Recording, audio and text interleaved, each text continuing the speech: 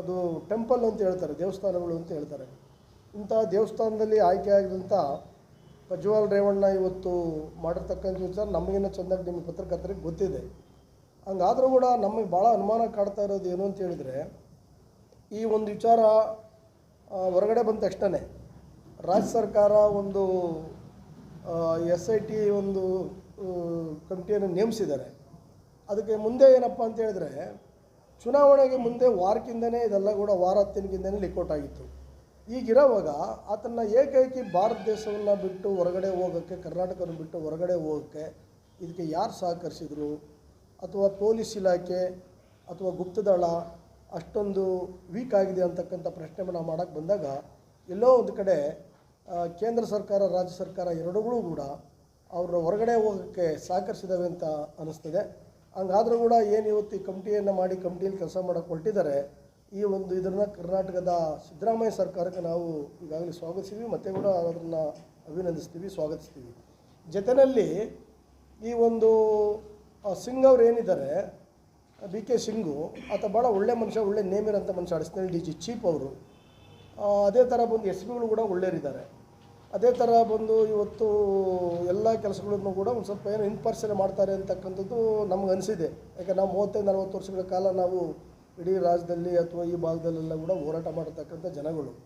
ಇದರ ಮಧ್ಯದಲ್ಲಿ ಏನಪ್ಪ ಅಂತ ಹೇಳಿದ್ರೆ, ಏನು ಕುಮಾರಸ್ವಾಮಿ ಅವರು ಇದ್ದಾರೆ, ಮಾಜಿ 2 ಸಾರಿ ಮುಖ್ಯಮಂತ್ರಿ ಆಗಿದ್ದವರು, ಈ ಜಾಗದಲ್ಲಿ ಅವರು ಲೋಕಸಭಾ ಮೆಂಬರ್ ಆಗಿದ್ದಂಥವ್ರು, ಹಾಲಿ ಇಲ್ಲೀಗ ಚನ್ನಪಟ್ಟಣದಲ್ಲಿ MLA ಆಗಿರ್ತಕ್ಕಂಥವ್ರು.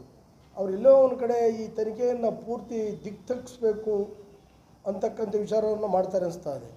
ಇವತ್ತು ಇದರಲ್ಲಿ ಯಾವತ್ತೂ ಕೂಡ ಜಾತಿ ಮತ್ತು ಧರ್ಮವನ್ನು ತರಬಾರ್ದು ಈ ಕೇಸಲ್ಲಿ. ಯಾಕಂದರೆ ಹೆಣ್ಮಕ್ಳಿಗಾಗಿರ್ತಕ್ಕಂಥದ್ದು 1000 ಜನ ಅಂತ ಹೇಳಿದ್ರೂ ಕೂಡ ಕನಿಷ್ಠ ಮೇಲ್ನೋಟ್ಕೊಂಡು 100 ಜನದನಕ್ಕೂ ಇದೆ ಅಂತಕ್ಕಂಥದ್ದು ಇವತ್ತು ಮೇಲ್ನೋಟ್ಕೊಂತು ಅನಿಸಿದೆ.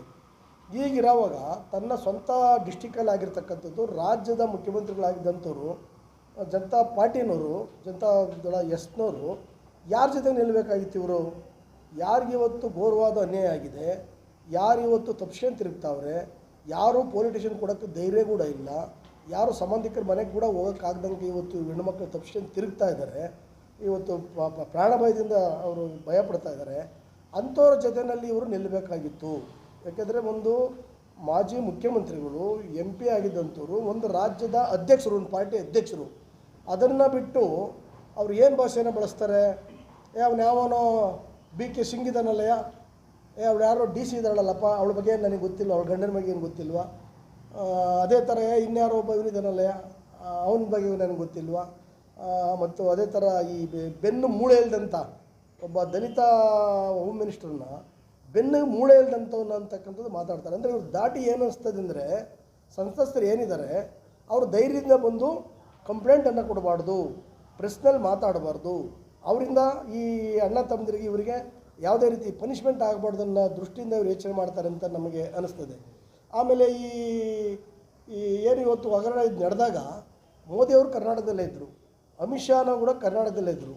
ಆ ಮೋದಿಯವರ ಸ್ಲೋಗನ್ಸ್ ಏನಿದೆ, ಬೇಟಿ ಬಚಾವೋ ಬೇಟಿ ಪಡೋ, ಹೆಣ್ಮಗಳನ್ನು ಬಚಾವ್ ಮಾಡಿ ವಿದ್ಯಾವಂತರಾಗಿ ಅವರು ಮುಂದುವರಿಬೇಕು, ವಿದ್ಯಾಭ್ಯಾಸ ಮಾಡಬೇಕು ಅಂತ ಹೇಳ್ತಾರೆ.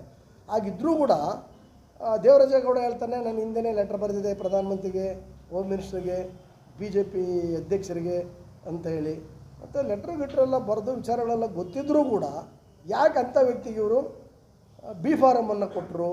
ಅದೇ ರೀತಿ ಒಂದು ಇವರು ಇಂಟರ್ವ್ಯೂ ಮಾಡೋ ಟೈಮ್ನಲ್ಲಿ ಯಾರು ಒಬ್ಬ ಪ್ರವೀಣ್ ಶೆಟ್ಟಿ, ಅಲ್ಲಿ ಇವನು ರಾಕೇಶ್ ಶೆಟ್ಟಿ, ಪವರ್ TV, ಅವ್ರು ಹೇಳ್ತಾರೆ, ಇಲ್ಲ ಈ ಮುಂದೆನೇ ಎಲೆಕ್ಷನ್ ಮುಂದೆನೇ ನನ್ನ ಕಡೆ ಕುಮಾರಸ್ವಾಮಿ ಮಾತಾಡಿದರು, ನಾನು ಕೂಡ ಮಾತಾಡಿದಾಗ ಅವ್ರು ಹೇಳಿದರು, ಇಲ್ಲ ಇದೆಲ್ಲ ನನಗೆ ಗೊತ್ತಿದೆ, ನನ್ನ ಕಡೆ ಕೂಡ ಕಾಪಿ ಇದೆ ಅಂತೇಳಿ ಹೇಳಿದರು 7 ತಿಂಗಳು ಮೊದಲೇ, ಅಥವಾ ನನ್ನ ಹತ್ರ ಇದು ಮಾತಾಡಿಲ್ಲ, ಅಥವಾ ನನ್ನ ಹತ್ರ ಕಾಪಿ ಇಲ್ಲ ಅಂತ ಅವ್ರು ಓಪನ್ನಾಗಿ ಹೇಳಿ ನಾನು ಹತ್ರ ರಿಲೀಸ್ ಮಾಡ್ತೀನಿ ಅಂತಕ್ಕಂಥದ್ದು ಮಾತು ಹೇಳ್ತಾರೆ. ಅದು ಎಲ್ಲೋ ಒಂದು ಕಡೆ ನಮ್ಗೆ ಅನಿಸೋದು ಏನು ಅಂತಂದರೆ, ಈ ಕುಮಾರಸ್ವಾಮಿ ಇಡೀ ತನಿಖೆಯನ್ನು ದಿಕ್ಕು ತಪ್ಪಿಸೋಂಥದ್ದು, ಅದು 2019ರಲ್ಲಿ 18ರಲ್ಲಿ ಅಸೆಂಬ್ಲಿ ಎಲೆಕ್ಷನ್ನಲ್ಲಿ ಸೂಟ್ಕೇಶ್ವರಿಗೆ ಮಾತ್ರ ಟಿಕೆಟ್ ಕೊಡ್ತಾರೆ ಪಾರ್ಟಿಗೆ ಅಂತ ಹೇಳಿದ್ದೆ. ಇದೇ ಭವಾನಿ ಮೇಡಮ್ ಹೇಳಿದ್ರು, ಇವತ್ತನೂ ಹೇಳಿದ್ದ, ಯಾರು MP ಇದ್ದಾನಲ್ಲ, ಅಲ್ಲ ರೇವಣ್ಣನ ಮಗ ಪ್ರಜ್ವಲ್ ರೇವಣ್ಣ ಕೂಡ ಹೇಳಿದ್ದ. 2019ರಲ್ಲಿ ಕೂಡ 19ರಲ್ಲಿ ಕೂಡ ಪಾರ್ಲಿಮೆಂಟ್ ಎಲೆಕ್ಷನಲ್ಲಿ ದೇವೇಗೌಡರ ಮೇಲೆ ಭಾಳ ಪ್ರೆಷರನ್ನು ಹಾಕಿ ಒಂದು MP ಟಿಕೆಟ್ನ ಅವ್ರು ಕಿತ್ಕೊಂಡಿದ್ರು ಅಲ್ಲಿಂದ. ಆಗ ತುಮಕೂರಿಗೆ ಹೋಗಿದ್ದು ದೇವೇಗೌಡರು. ಹಾಗಾಗಿ ಈ ಕುಮಾರಸ್ವಾಮಿ ಮಗ ಕೂಡ ಇಲ್ಲಿ ಸೋತ ಇಲ್ಲಿ ಮಂಡ್ಯದಲ್ಲಿ ಅವನಿಗೆ ರಾಜಕೀಯದ ನೆಲೆ ಇಲ್ಲ ಅನ್ನೋ ಕಾರಣಕ್ಕೋಸ್ಕರ ಇಡೀ ಒಂದು ಇದ್ರ ಹಿಂದೆ ಮುಂದೆ ಇವರು ದಿಕ್ತಪ್ಸಕ್ಕೆ ಇವತ್ತು ಜಿಲ್ಲಾ ಮಟ್ಟದಲ್ಲಿ ಚಳವಳಿ ಮಾಡವ್ರೆ, ತಾಲೂಕು ಮಟ್ಟದಲ್ಲಿ ಮಾಡವ್ರೆ, ಸ್ಟೇಟಲ್ಲಿ ಮಾಡಿದ್ದಾರೆ. ಹೆಂಗೆ ಇವ್ರಿಗೊಂದು ಮರಲಿಟಿ ಬೇಡವಾ, ಒಂದು ಜವಾಬ್ದಾರಿ ಅಂತ ಬೇಡವಾ? ಒಂದು ಪಾರ್ಟಿ ನಡೆಸ್ತಕ್ಕಂಥ ಜನರಿಗೆ ನೂರಾರು ಜನ ಹೆಣ್ಮಕ್ಳಿಗೆ ಅನ್ಯಾಯ ಆಗಿ ದೌರ್ಜನ್ಯ ದಬ್ಬಾಳಿಕೆ ನಡೆದಿರೋದು, ಬೀದಿಗಳಲ್ಲೂ ಕೂಡ ಫ್ರೆಂಡ್ ಓಡಾಡ್ತಂಥ ಸಂದರ್ಭದ್ದು ಇದ್ದಾಗ ಕೂಡ ಯಾರ ಜೊತೆ ನಿಲ್ಲಬೇಕು? ನಮ್ಮ ಕರ್ತವ್ಯ ಅಂತಕ್ಕಂಥದ್ದನ್ನು ಬಿಟ್ಟು ಇವತ್ತು ಪಕ್ಷದ ಹೆಸರು ಹೇಳೋದು, ಜಾತಿ ಹೆಸರು ಹೇಳೋದು ಇದನ್ನು ಆಗಬಾರ್ದು.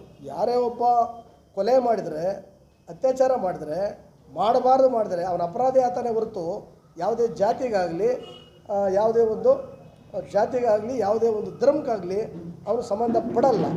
ಅದರಿಂದ ಈ ತನಿಖೆಯಲ್ಲೂ ಕೂಡ CBI ಮತ್ತು BJP BJP ರಾಜ್ಯ ಯೂನಿಟರ್ ಏನು ಹೇಳ್ತಾವ್ರೆ, ಇದು CBI ಕೊಡಿ ಅಂತಾರೆ. CBI ಕೊಡ್ತಕ್ಕಂಥ ಅವಶ್ಯಕತೆ ಏನಿಲ್ಲ. ಇದು SITಯಲ್ಲಿರ್ತಕ್ಕಂಥ ಆಫೀಸರ್ಸ್ ಕರೆಕ್ಟಾಗಿದ್ದಾರೆ, ಅವರನ್ನು ಕರೆಕ್ಟಾಗಿ ನಡೆಸಿ ನಿಜವಾದ ಅಪರಾಧಿಗಳಿಗೆ ಪನಿಷ್ಮೆಂಟ್ ಆಗಬೇಕು.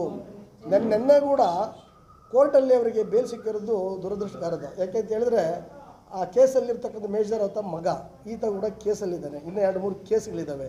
ಈಗಿರೋವಾಗ ಆ ಒಂದು ವಿಟ್ನೆಸ್ ಮೇಲೆ ಭಾಳಷ್ಟು ಇವರು ಪ್ರೆಷರ್ ಹಾಕಿ ವಿಟ್ನೆಸ್ಲಿರ್ತಕ್ಕಂಥವ್ರ ಮೇಲೆ ಇದನ್ನು ದಾರಿ ತಿಪ್ಸಕ್ಕಂಥ ಕೆಲಸಗಳು ಕೂಡ ಮಾಡ್ತಾರೆ ಅಂತ ನಮಗೆ ಈ ಸಂದರ್ಭದಲ್ಲಿ